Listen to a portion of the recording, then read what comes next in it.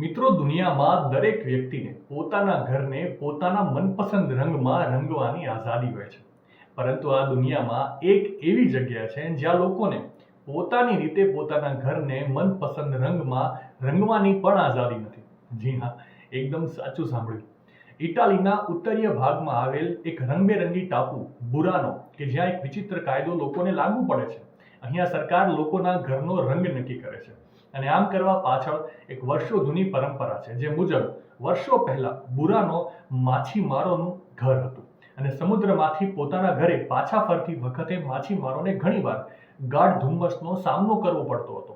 આ સમસ્યાને ઉકેલવા માટે તેઓએ તેમના ઘરોને વિવિધ તેજસ્વી રંગોમાં રંગવાનું શરૂ કર્યું, જેથી તેઓ દૂરથી પોતાના ઘરોને ઓળખી શકે.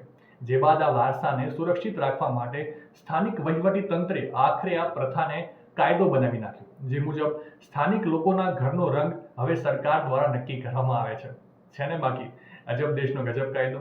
માહિતી સારી લાગી હોય તો રીલને વધારે શેર કરજો અને આવી જ અવનવી માહિતી માટે સંદેશ ડિજિટલ સાથે જોડાયેલા રહેજો.